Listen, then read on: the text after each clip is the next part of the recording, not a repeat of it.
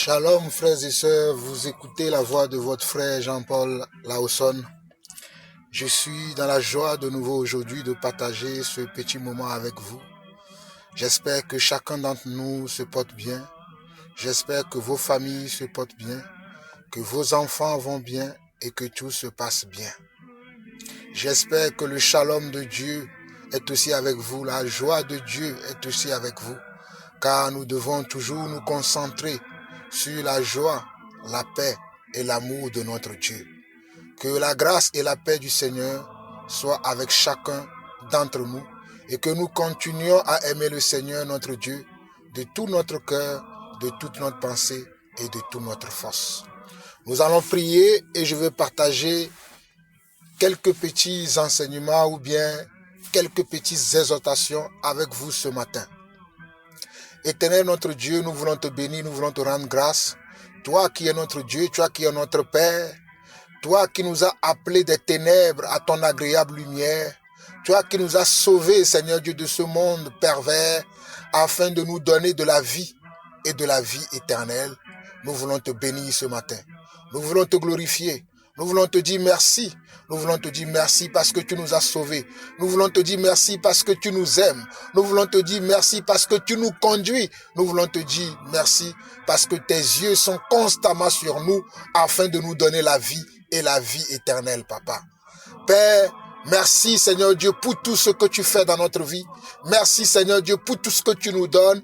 Merci Seigneur Dieu pour la joie que tu nous donnes. Et merci Seigneur Dieu pour la santé que tu donnes à chacun d'entre nous.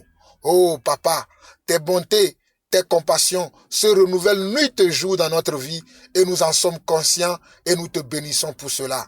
Père, que ta gloire se manifeste encore ce matin dans le partage que nous allons avoir afin que chacun d'entre nous puisse régler encore les choses qu'il faut régler dans sa vie et t'appartenir corps, âme et esprit. À toi la gloire, l'honneur, la puissance pour des siècles, au nom de Jésus-Christ, nous avons ainsi prié. Amen. Amen. Alors, mes chers frères et sœurs, comme je disais dès le départ, j'espère que vous allez bien. J'espère que vous prenez soin de vous. En tout cas, moi, je prends soin de moi. Je vais bien par la grâce de Dieu. Mon épouse, mes enfants, ma famille va bien par la grâce de Dieu. Et je rends grâce à Dieu pour cela. Car aujourd'hui, dans le monde ne va pas bien. Le monde va très mal. Donc aujourd'hui, les gens se plaignent de tout et de rien. Mais on n'arrive pas à se dire merci parce que nous avons déjà le souffle de vie, parce que nous avons déjà le bien-être, parce que nous avons déjà la joie, parce que nous avons déjà la bonne santé. Les gens n'arrivent pas à reconnaître que même ne serait-ce que le souffle de vie que tu as, ne serait-ce que la bonne santé, ne serait-ce que le travail que tu as, ne serait-ce que la famille que Dieu t'a donnée, ne serait-ce que les enfants que tu as. On ne se rend pas compte que tout ça, ce ne sont que de la bénédiction, ce ne sont que de l'amour de Dieu qu'il témoigne à chacun d'entre nous.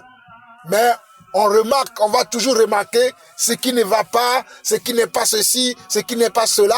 On va toujours remarquer ce qui ne va pas dans notre vie. Mais on ne va pas remarquer ce qui va.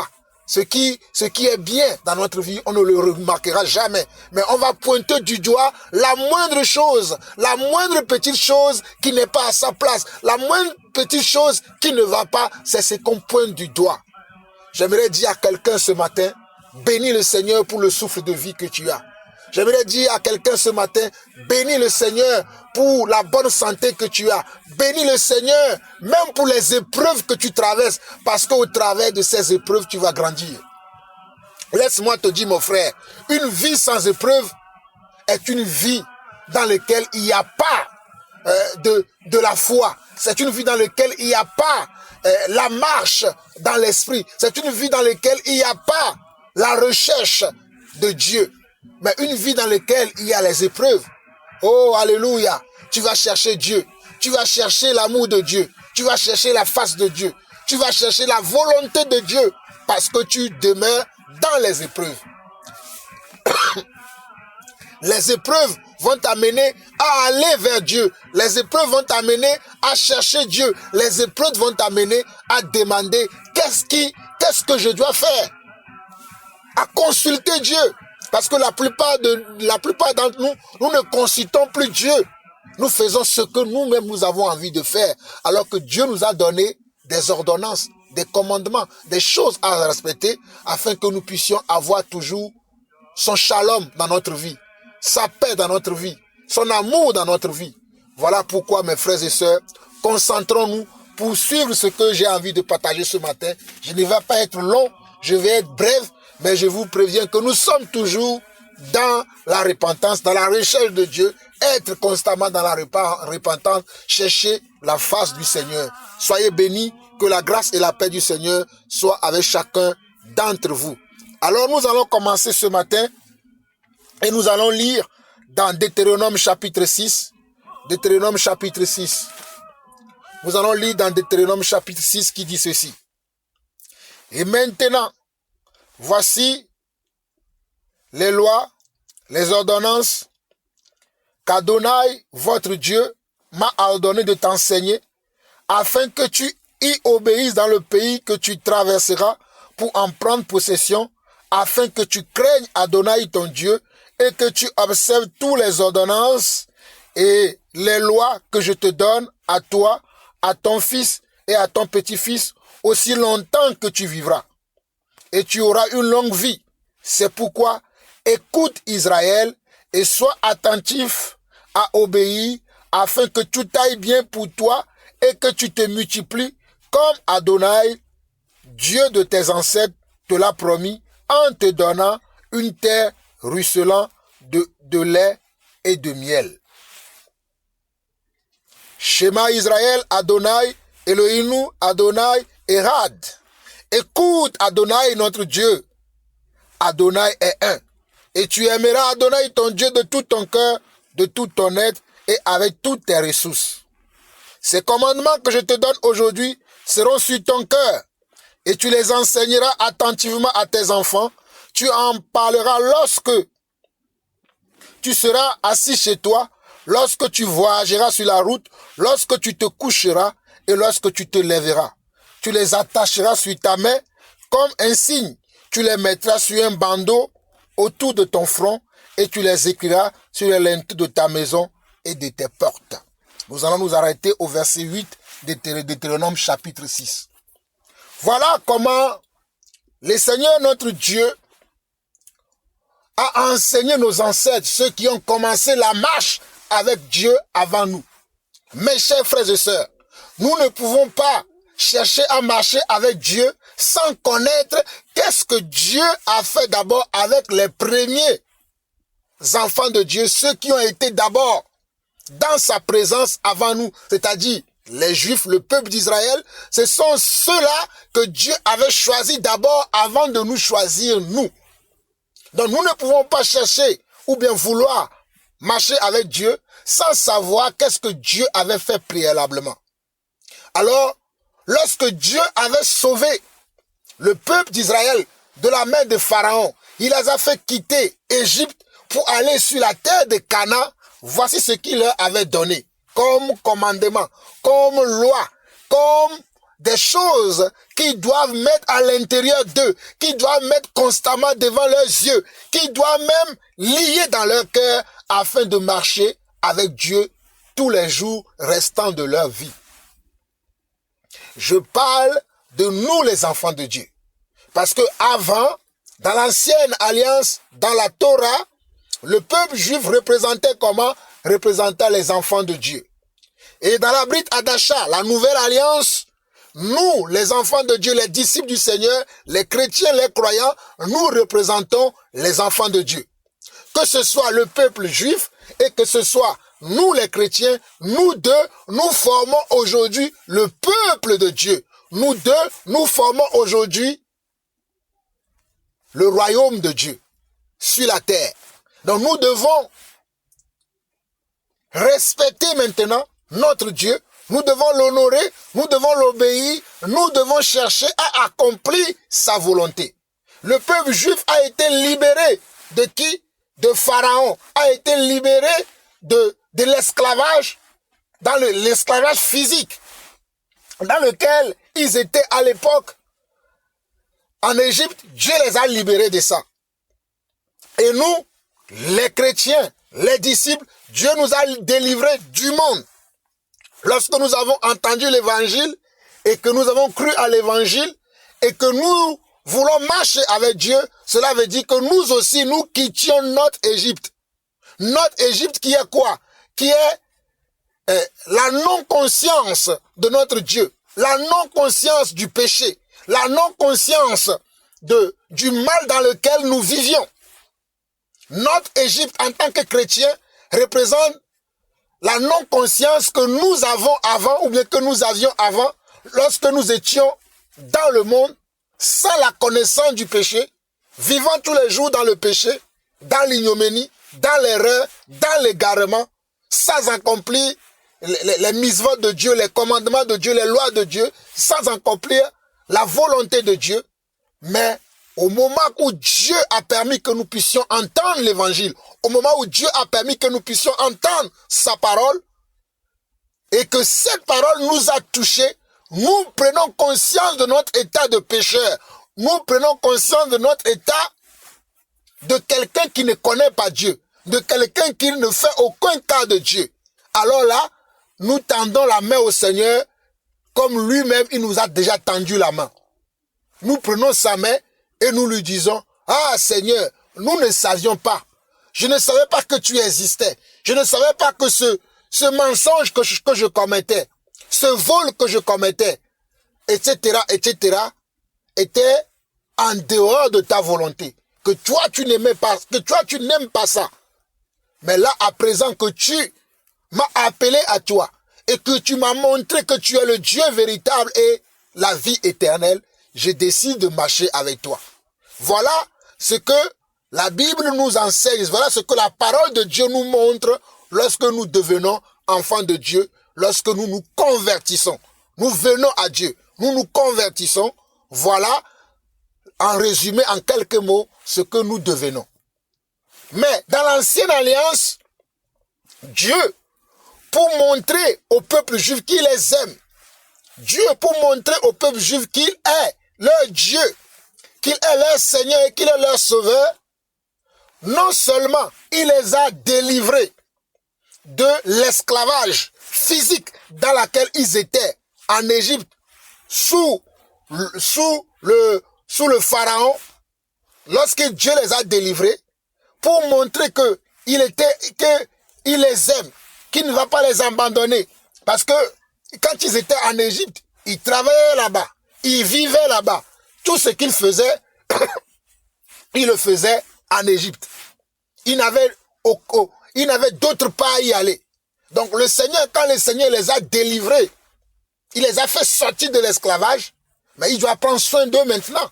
Il faut qu'ils mangent, il faut qu'ils continuent de boire, il faut qu'ils continuent de s'habiller, il faut qu'ils continuent d'avoir une vie meilleure, une vie de qualité.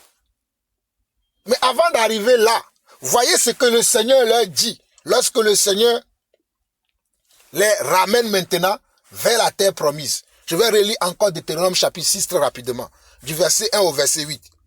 Et maintenant, voici la loi, les lois et les ordonnances, les préceptes qu'Adonai, votre Dieu, m'a ordonné de t'enseigner. Donc, Dieu a ordonné à Moïse, d'enseigner ces lois, ces ordonnances, ces préceptes à ce peuple-là qui a été délivré de la main de Pharaon. Et il dit de t'enseigner afin que tu y obéisses dans le pays que tu traverseras pour en prendre possession. Vous voyez, le Seigneur permet que Moïse leur enseigne ces lois, bon, qu'on appelle en hébreu les mitzvot, ces ordonnances, ces instructions, ces préceptes, afin que le peuple juif puisse comment faire quoi? Puisse obéir. L'obéissance. L'obéissance nous manque aujourd'hui. Nous n'obéissons plus au Seigneur. Nous ne voulons plus obéir aux commandements de Dieu. Nous ne voulons plus obéir aux règles, aux instructions que Dieu nous donne. Nous voulons nous-mêmes maintenant avoir nos propres instructions, nos propres lois, nos propres règles. Je donne un exemple. Quand Dieu dit tu aimeras ta femme comme toi-même, car toi et ta femme, vous formez un seul corps. Il y a des gens aujourd'hui qui vont dans le mariage, qui ne comprennent pas que le mariage, comme le mot marier veut dire marier des choses, c'est-à-dire je dois prendre les choses de ma femme et mettre en moi, et la femme aussi doit prendre les choses qui sont en moi, mettre en elle, afin que nous devenions un. Quand on marie des couleurs, si je prends la couleur rouge, la couleur bleue ou la couleur vert, quand je vais les mettre ensemble, ils vont devenir multicolores. Ils ne vont plus être comment bleu de quelque part ou rouge de quelque part. Ensemble, ça va former comment une seule couleur, qu'on appelle multicolore. Tu ne vas plus trouver le bleu à part, ni le rouge à part, ni le vert à part. Ils seront ensemble. Ils vont former une couleur arc-en-ciel. Ils seront pareils. Mais aujourd'hui, dans le couple, le monsieur va dire, moi j'ai ma vie, la femme aussi va dire ma vie, moi on ne me fait pas ci, moi on ne me fait pas ça. Voilà pourquoi dans les familles, dans les foyers aujourd'hui, il y a encore des problèmes. Je donne un autre exemple. Toi, Dieu t'appelle, il te dit viens à moi, et il te donne des ordonnances, des commandements, des lois à respecter, mais toi tu te dis, mais c'est trop dur. Est-ce que Dieu a dit réellement ça? Moi, je ne veux pas faire comme ça. Moi, je préfère faire comme cela. Comme on dit maintenant, je donne un exemple. Femme, voile-toi la tête lorsque tu pries. Mais aujourd'hui, pour des raisons diverses, la plupart des fois même stupides pour ma façon de voir les choses, les femmes, certaines femmes ne veulent pas se voiler la tête lorsqu'elles veulent prier. Parce qu'elles préfèrent laisser comment? Sa chevelure, qu'elle-même, elle s'est fabriquée comme ça, pour venir devant la présence de Dieu et prier. Et elle impose cela à Dieu, que Dieu doit lui accepter comme ça. Que Dieu doit accepter comme ça son apparence que elle veut imposer à Dieu. Elle ne veut pas se remettre en cause. Pourquoi? Pourquoi Dieu dit, une femme qui prie la tête non voilée déshonore son chef. Elle ne veut pas chercher à comprendre ça. Mais elle ne veut pas voiler la tête. Comme quelqu'un qui est dans la gourmandise, comme quelqu'un qui est dans les querelles, dans les disputes. Tout le temps, tu es dans les disputes. Mais tu dois te poser la question, qu'est-ce qui fait que tout le temps, je suis dans les disputes, je suis dans les querelles, je suis dans les animosités avec les gens. Tu dois te remettre en cause. Est-ce que quelque part, je ne suis pas en train d'ouvrir des portes dans ma vie? Est-ce que quelque part, je ne suis pas en train de ne pas obéir à la volonté de Dieu? Voilà pourquoi ici dans Deutéronome chapitre 6, il dit, et maintenant voici les misvahs, les lois et les ordonnances qu'Adonai, votre Dieu, m'a ordonné de t'enseigner afin que tu y obéisses. Donc, les ordonnances, les lois, les commandements, les préceptes de Dieu, ce ne sont que des instructions que Dieu nous donne afin que nous, enfants de Dieu, nous obéissons. Afin que nous obéissons à ces commandements, à ces instructions, à ces lois, à ces savoir-vivre que Dieu nous donne, selon sa sagesse et selon son intelligence. Et regardez, afin que tu obéisses dans le pays que tu traverseras pour en prendre possession. Donc, dans le pays que tu traverseras pour en prendre possession. Ici, il parle d'un pays, c'est-à-dire le Canaan. Mais pour nous, c'est quoi? C'est la terre promise, c'est le ciel. C'est comment? C'est la présence de Dieu dans laquelle nous allons vivre tous les jours de notre vie. Nous qui sommes les sauvés, les convertis. Le Canaan, la terre de Canaan, représente pour nous aujourd'hui comment? La vie éternelle. Donc je dois travailler sur ma vie afin de gagner cette vie éternelle. Je dois travailler ma façon de vivre afin de gagner cette vie éternelle. C'est ça la vie que Dieu nous enseigne au travers de ses paroles. Il continue. Il dit, afin que tu craignes Adonai, ton Dieu, afin que tu craignes Adonai, ton Dieu, et que tu observes toutes les ordonnances et les lois que je te donne à toi. Afin que tu observes toutes les ordonnances et les misvot. Les misvot veut dire loi, que je te donne à toi, à ton fils et à ton petit-fils, aussi longtemps que tu vivras. Remarquez que Dieu donne une précision ici. Il dit, afin que tu craignes ton Dieu. Donc, les instructions que Dieu nous donne au travers de ces mitzvot, qui sont les lois, les ordonnances et les commandements, le but de ces mitzvot, le but de ces ordonnances, de ces commandements, c'est que nous puissions craindre Dieu. C'est que nous puissions avoir la crainte de Dieu. Non, je ne parle pas ici de la peur, avoir peur de Dieu, mais avoir la crainte de Dieu. La crainte de Dieu, avoir la crainte de Dieu. Celui qui a la crainte de Dieu, c'est celui qui observe comment? Ses commandements. Au fait, la crainte de Dieu, c'est la mise en pratique des ordonnances, des commandements et des préceptes de Dieu. Voilà, en un mot, ce que cela signifie, la crainte de Dieu. La crainte de Dieu, c'est la pratique de sa parole. C'est l'accomplissement de sa parole. C'est le fait d'agir comme Dieu veut que j'agisse. C'est ça la crainte de Dieu. Si je n'agis pas comme Dieu veut que j'agisse, je ne suis pas dans sa crainte. Je ne le crains pas. Je ne l'honore pas. Mais quand j'agis comme Dieu veut que j'agisse, je le crains et je l'honore. Je continue.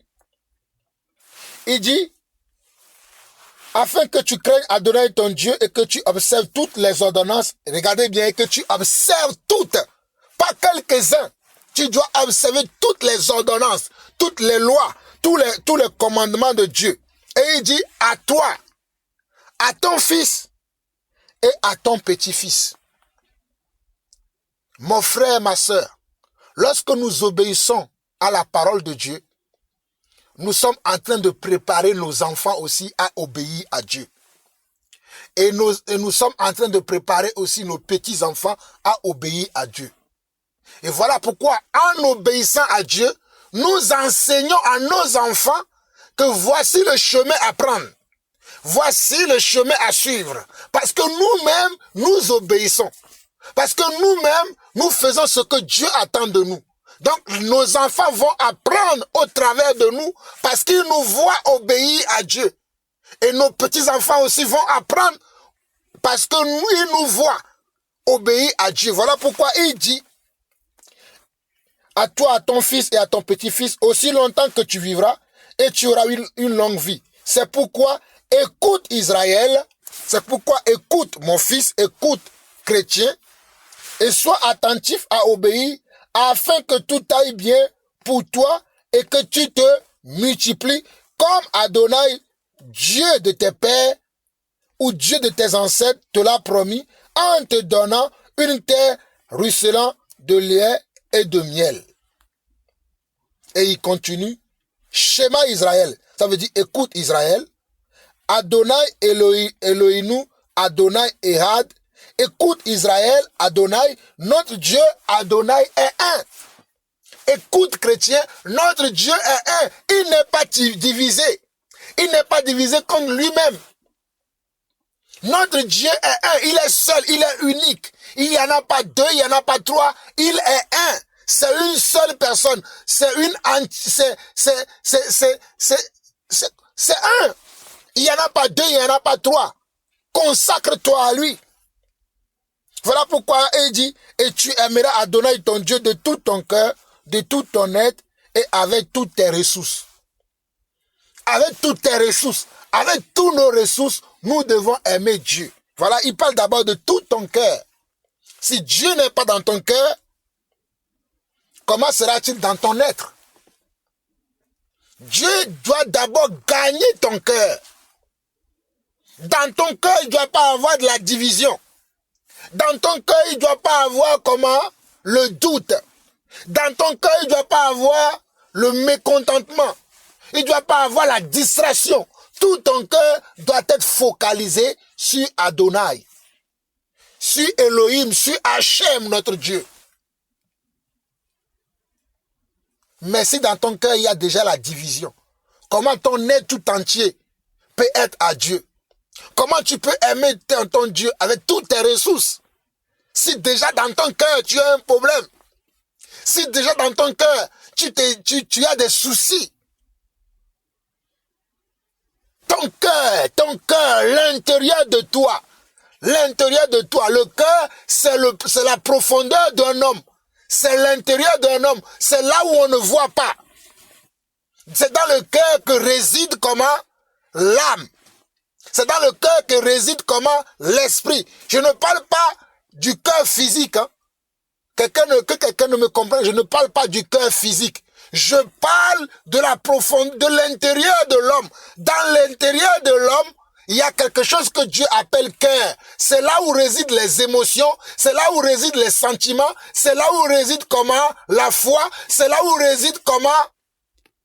L'intelligence, la sagesse de l'homme réside dans le cœur de l'homme.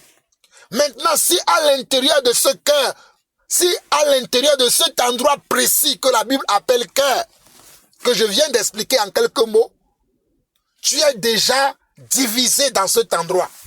Tu n'es pas entier dans cet endroit. Tu penses tantôt à Dieu, tu penses tantôt au monde. Tu penses tantôt aux lois de Dieu, tu penses tantôt à péché. Tu penses tantôt au commandement de Dieu, tu penses tantôt à d'autres choses. Il y a déjà un problème que tu dois chercher à corriger. Parce que ton cœur n'est pas droit devant le Seigneur. Ton cœur n'aime pas le Seigneur. Voilà pourquoi le Seigneur dit, et tu aimeras Adonai ton Dieu de tout ton cœur, de tout ton être et avec toutes tes ressources. De tout ton cœur d'abord. Tout ton cœur d'abord doit être à Dieu. Après, tout ton être, c'est-à-dire de la tête jusqu'aux pieds. Tout ton être veut dire, si ton cœur appartient déjà à Dieu, l'être c'est où? Nous avons l'être dans notre conscience, là où réside l'intelligence, là où il y a le cerveau. Tout ton être, Dieu veut parler du cerveau, c'est-à-dire tout démarre par la tête. C'est quoi l'être? Qu'est-ce que Dieu appelle être? Ton être, c'est dans ton cerveau, dans ta tête, dans ton subconscient. Qu'est-ce qu'il y a dans ton subconscient? Est-ce que dans ton subconscient, tu as l'Esprit de Dieu là-bas? Tu es conscient que tu es un enfant de Dieu? Tu es conscient que tu es une créature de Dieu et que Dieu attend de toi que tu l'honores, que tu l'adores, que tu le glorifies, que tu le loues? Je continue. Et au verset 6 de Deutéronome 6, il dit, ces commandements que je te donne aujourd'hui seront sur ton cœur. Regarde, ces commandements que je te donne aujourd'hui, ils seront où? Ils seront également sur ton cœur. Ils seront également sur ton cœur, veut dire, ils seront dans ton cœur. Tu les inculqueras à ta personne. Ta personne doit être consciente des commandements de Dieu. Ta personne, la personne que tu es, le chrétien que tu es, l'enfant de Dieu que tu es, le serviteur ou la servante de Dieu que tu es, doit être conscient que tu es comment un enfant de Dieu. Et que tu n'es pas n'importe qui. Et cela, tu l'inculqueras dans ton cœur. Afin que partout où tu iras, que ton cœur te parle. Que tu sois interrogé par ton cœur par rapport à l'acte que tu veux poser, par rapport au comportement que tu veux avoir. Ton cœur va te parler. Ton cœur va te dire, hey, écoute Jean-Paul, est-ce que tu crois que tu peux parler ainsi? Est-ce que tu crois que tu peux aller avec telle personne? Est-ce que tu crois que tu peux dire de telles choses? Est-ce que tu crois que tu peux agir de telle façon? Cela va émaner d'où? De ton cœur dans laquelle tu as mis les ordonnances, les commandements, les lois de Dieu. Mais comment tu peux mettre ces lois dans ton cœur? C'est comment? En les méditant nuit et jour. En méditant nuit et jour la parole de Dieu, cette parole va remplir ton cœur. Elles seront dans ton cœur. Mes frères et sœurs, je vais vous donner un exemple. Vous savez comment le monde nous pénètre facilement? Dans le monde, quand tu vas regarder une image, une photo tous les jours, tu vas voir qu'au bout de quelques jours, cette photo ou cette image fera partie de ta vie. Parce que tu la regardes tous les jours. Je prends l'exemple des musiques, des chansons du monde. Si tu écoutes de la radio, tu écoutes de la télévision et tu regardes la même chanson tous les jours, tu vas regarder qu'au bout de 2, 3, 4 jours, une semaine, tu vas commencer à fredonner cette chanson. Parce que tu as focalisé toute ton attention, tout ton être, tu l'as focalisé sur quoi? Sur cette chanson-là, sur cette chose-là. C'est la même chose que nous devons faire avec la parole de Dieu. Si nous la méditons, nous la scrutons, nous l'écoutons comme vous m'écoutez là. Vous prenez le temps d'écouter des enseignements des frères, des serviteurs de Dieu. Vous prenez le temps vous-même de méditer la parole. Vous êtes en train de remplir votre cœur de quoi? Des commandements, des ordonnances, des instructions de Dieu. Et au moment où vous allez en avoir besoin, votre cœur va vous ressortir. Comment? Cette parole que vous avez déjà lue, ou bien que vous avez déjà entendue, ou bien que vous avez déjà médité, votre cœur va vous la sortir afin que vous puissiez la mettre en pratique. Et en la mettant en pratique, vous êtes comment? Vous êtes dans la crainte de Dieu. En la mettant en pratique, vous êtes dans la crainte de Dieu. Donc notre cœur est le tableau de notre âme. Notre cœur est le tableau de notre comment? De notre esprit, afin que nous puissions écrire les lois, les commandements de Dieu, les mitzvot de Dieu, qui ne sont que les instructions que Dieu nous donne, afin que nous ayons la vie, mais que nous ayons la vie éternelle. Puisqu'il dit ici dans Deutéronome 6, le verset 6, « Ces commandements que je te donne aujourd'hui seront sur ton cœur, et tu les enseigneras attentivement à tes enfants. » Non seulement que ces paroles seront dans ton cœur, tu vas les enseigner aussi à tes enfants. Et comment est-ce qu'on enseigne ces paroles à nos enfants? Par notre pratique. Quand mon enfant me voit prier tous les jours, je suis en train de l'enseigner. Quand mon enfant me voit en train de craindre Dieu, je suis en train de l'enseigner. Quand mon enfant me voit méditer la parole de Dieu, je suis en train de l'enseigner. Mais dans nos maisons aujourd'hui, qu'est-ce que nos enfants ont l'habitude de voir? Ils sont en train de nous voir regarder la télévision, regarder les séries les séries, regarder les infos qu'il ne faut pas accrocher à nos smartphones, à regarder des choses inutiles. Et nous n'avons pas, ne serait-ce que 5 minutes dans la journée pour prendre le temps de méditer même la parole de Dieu avec nos enfants, pour prendre le temps de méditer ne serait-ce qu'un verset, un seul verset avec nos enfants. Comment tu veux que cet enfant-là puisse aimer Dieu, puisqu'il ne voit pas que toi-même qui es son père, ou toi-même qui es sa mère, tu n'as pas l'amour de Dieu. Tu penses que tu as l'amour de Dieu en te disant dans ta conscience, je suis chrétien, je suis enfant de Dieu, je suis converti, cela me suffit. Mais non, être enfant de Dieu veut dire être dans la pratique de la parole, être dans la pratique des mitzvot de Dieu, être dans la pratique des lois, des commandements, des ordonnances de Dieu, être dans la pratique comment? De la parole de Dieu. Si tu es dans la pratique et que tu partages cela aussi avec tes enfants, alors tes enfants seront bien accompagnés et ils pourront avancer comme tu le souhaiteras. Mais si tu parles simplement de Dieu avec les enfants, mais tes actes, dans ton vécu quotidien, dans les actes que tu poses, dans le comportement que tu as, dans les actions que tu as, tes enfants ne voient pas Dieu au travers de cet enfant, parce que tu leur parles d'un Dieu qui est doux, d'un Dieu qui est bon, d'un Dieu qui est généreux, d'un Dieu qui pardonne, d'un Dieu qui est miséricordieux. Mais tes enfants voient que toi-même, tu n'as pas de la miséricorde envers eux. Tu n'as pas de la bonté envers eux. Tu n'as pas d'amour envers eux. Comment tes enfants-là vont croire à ce Dieu-là que tu leur présentes? Donc vous voyez que enseigner nos enfants, cela veut dire que nous devons nous-mêmes être le modèle de nos enfants. Nous devons être le modèle que nos enfants vont imiter. Regardez, lorsque Dieu a voulu nous donner un modèle, il a quitté son trône. Parce que la Bible déclare dans Jean 3, le verset 16, que Adonai a tellement aimé le monde, a tant aimé le monde, qu'il a donné son Fils. Il a donné son Fils, veut dire qu'il a donné le modèle à imiter. Donner son fils veut dire qu'il a donné le modèle, il a donné l'exemple à imiter. Et lorsque le modèle était sur terre, le modèle enseignait. Lorsque Adonai était sur terre, lorsque Yeshua était sur terre, Yeshua était le modèle parfait. Le modèle en comportement, le modèle en parole et le modèle dans la prière. Jésus priait presque tous les jours. Il allait à la montagne, il priait. Et après avoir prié, il venait enseigner.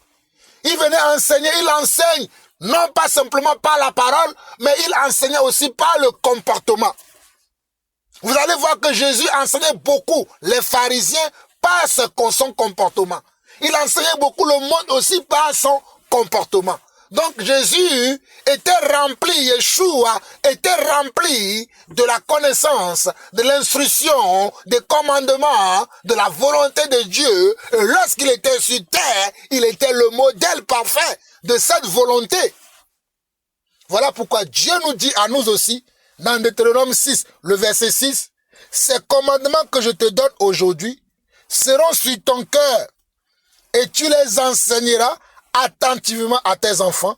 Tu en parleras lorsque tu seras assis chez toi. » C'est-à-dire, lorsque tu seras chez toi, tu seras toujours dans les commandements, les instructions de Dieu. Lorsque tu voyageras, c'est-à-dire lorsque tu quitteras ton pays de naissance, lorsque tu quitteras ton pays de naissance, tu seras toujours comment? Dans les mitzvot de Dieu, dans les commandements de Dieu, dans les lois de Dieu, dans les instructions de Dieu. Même si tu voyages, tu dois être toujours dans la parole de Dieu. Il y a des gens, lorsque ils viennent à Dieu, lorsqu'ils sont sauvés, ils pratiquent la parole de Dieu. Ils écoutent Dieu. Mais une fois que ils ont fait quelque temps avec le Seigneur, c'est-à-dire ils ont beaucoup voyagé avec le Seigneur, dans la parole, dans la connaissance, ils pensent qu'ils sont déjà arrivés. Ils pensent qu'ils sont déjà arrivés. Et comme ils ont dit, ah, ça fait 2 ans, ça fait 5 ans que je marche avec le Seigneur, je connais déjà le Seigneur, je n'ai plus besoin de veiller sur moi. Je n'ai plus besoin de veiller sur mon comportement. Je n'ai plus besoin de voir si mes pratiques, si mes façons de faire, si mes paroles, si mes propos, si ma vie reflètent vraiment la connaissance, la crainte d'Hachem.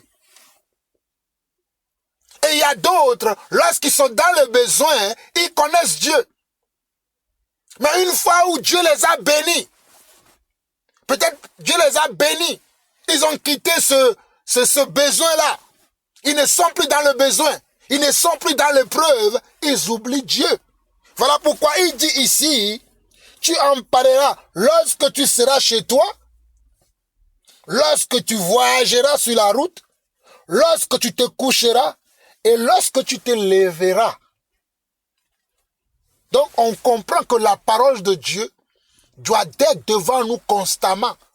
La parole de Dieu doit être devant nous constamment. Voilà pourquoi la fin du verset 8 dit, tu les attacheras sur la main comme un signe, tu les mettras sur un bandeau autour de ton front et tu les écriras sur les linteaux de ta maison et de tes portes. Pourquoi Dieu donne cette précision pour la parole? Pourquoi Dieu dit que tu les écriras sur comment? Sur les linteaux de ta porte. Il dit que tu les mettras sur un bandeau autour de ton front. Tu les écriras sur les linteaux de ta maison et de tes portes. Vous allez voir que dans l'ancienne alliance, les habits que les sacrificateurs, que les lévites portaient, il y avait certains écrits dessus. Il y avait les lois, il y avait les ordonnances, il y avait les commandements de Dieu écrits dessus. Il y avait une parole qui était écrite dessus, afin de rappeler à ces lévites, à ces sacrificateurs, qui sont comment? Qui sont en service, qui servent quelqu'un, qui représentent quelqu'un, qui ne sont pas livrés à eux-mêmes, mais qui représente un royaume, qui représente un Dieu.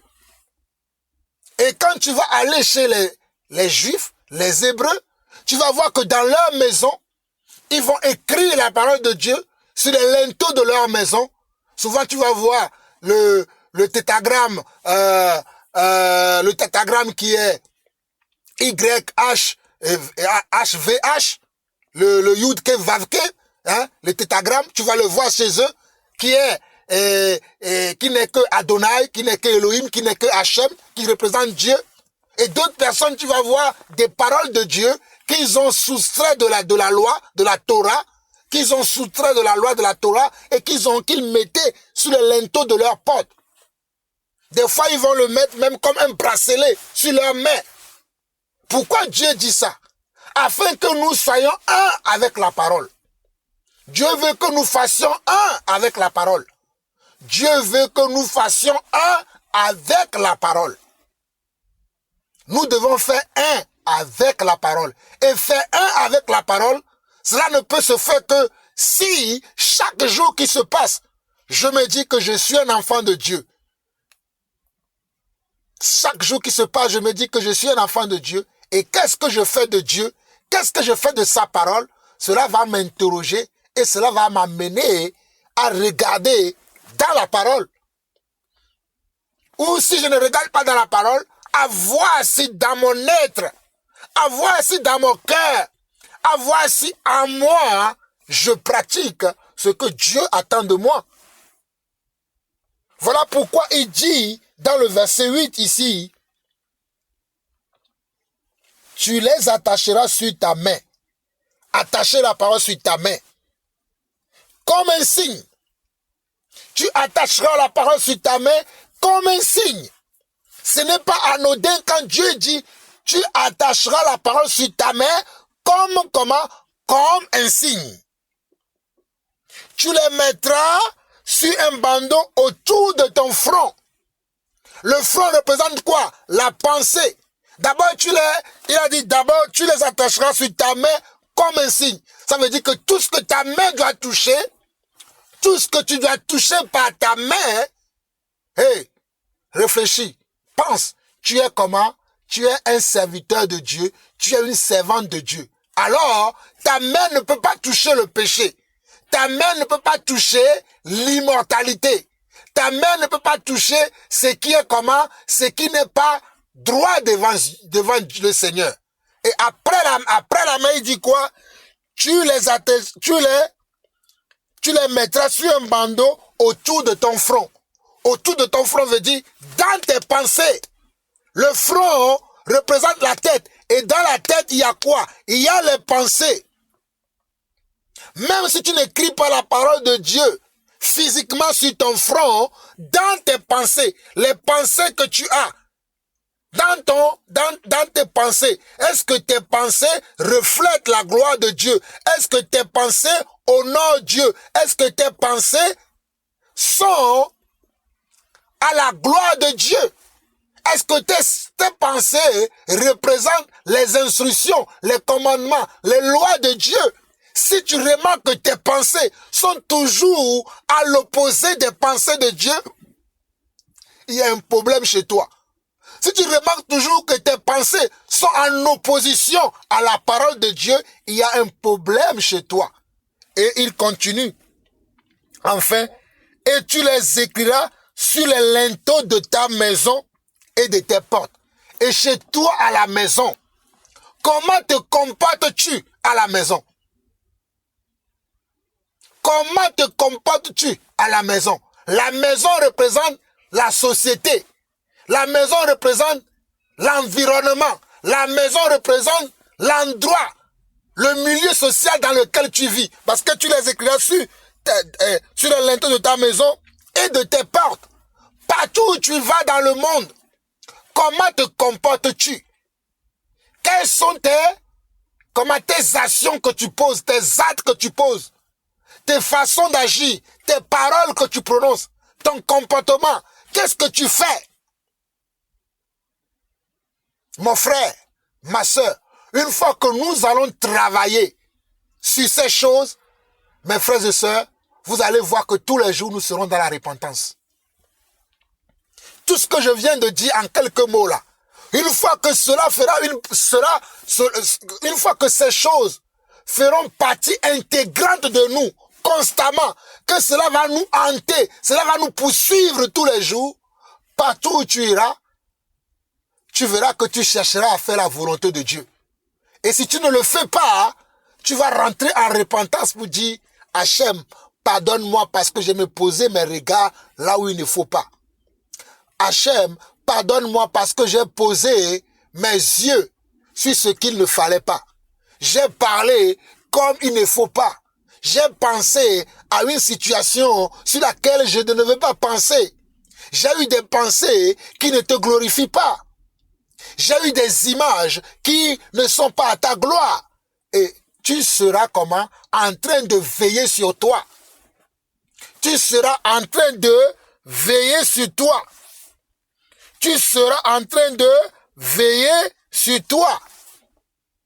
Et comme tu es en train de veiller sur toi, ça va faire que ton âme va apprendre tous les jours à se repentir, à se détourner de ce qui n'est pas de Dieu, à se détourner de ce que Dieu n'aime pas.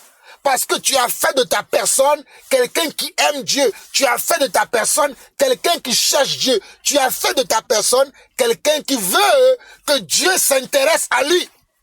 Parce que toi, tu te forces à s'intéresser à Dieu par rapport à toutes ces pratiques, toutes ces choses que je viens d'énumérer. C'est parce que tu veux t'intéresser à Dieu. Tu veux aimer Dieu.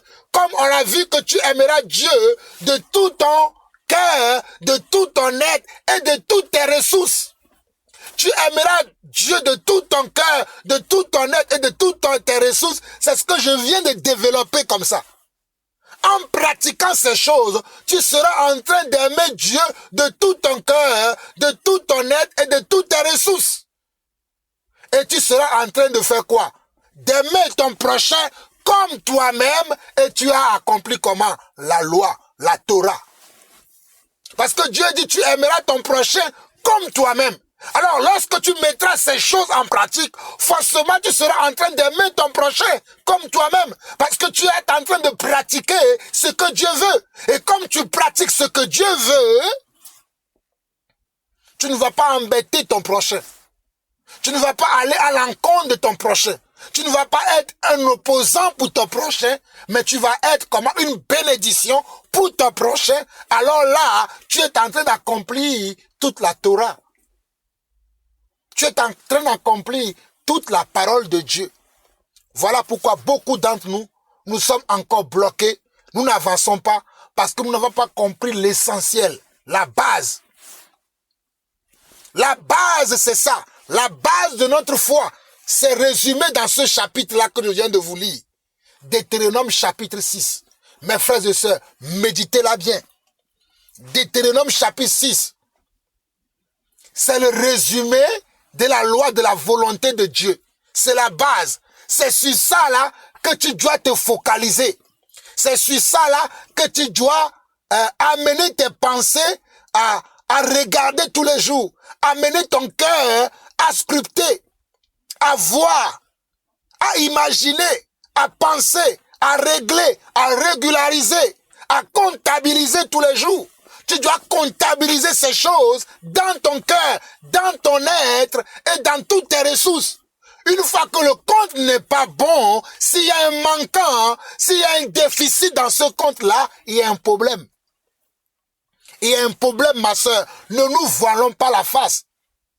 Est-ce que la parole de Dieu est réellement dans notre cœur comme cela se doit? Ne sommes-nous pas des hypocrites qui pensent que nous avons Dieu dans notre cœur alors que c'est le monde que nous avons à la place de Dieu dans notre cœur? Alors que peut-être que ce sont nos convoitises. Ce sont comment nos convoitises. Ce sont comment nos convoitises que nous avons dans notre cœur. Notre cœur n'est pas habité par Dieu et n'est même pas habitable par Dieu. Notre cœur est dépourvu de Dieu. Notre être est dépourvu de Dieu. Nos ressources sont dépourvues de Dieu. On dit ressources. Quelles sont tes ressources? Les ressources, ce sont ce que tu possèdes. Hein? En comptabilité, les ressources, c'est quoi? Les ressources, c'est ce qui va te permettre de pouvoir faire comment? Atteindre ton chiffre d'affaires. De pouvoir avoir ton chiffre d'affaires et faire un bilan à la fin de l'année. Mais si tu n'as pas les ressources, parce que les ressources vont te permettre de pouvoir payer tes fournisseurs. Les ressources vont te permettre de pouvoir payer comment tes employés. Les ressources vont te permettre de pouvoir payer comment tes charges. Mais quelles sont nos ressources dans le Seigneur aujourd'hui? Je parle de la comptabilité, mais là je reviens dans le spirituel. Quelles sont nos ressources aujourd'hui? Les ressources que nous avons dans le Seigneur, est-ce que ces ressources-là nous permettent de bénir nos frères, de bénir nos sœurs, de bénir comment Dieu, d'aimer Dieu, d'élever Dieu, qu'au travers de nous, que nos voisins, nos voisines, que nos familles, que nos amis, que nos collègues puissent voir Dieu au travers de nous.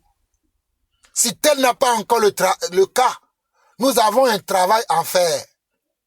En tout cas, moi, j'ai un travail à faire. Et je m'attelle. Je demande à Dieu, aide-moi. Je me suis beaucoup égaré. J'ai fait les choses par moi-même. Mais Seigneur, je suis fatigué. Je veux maintenant revenir à la source, à la base, au préalable. Je veux revenir maintenant au départ.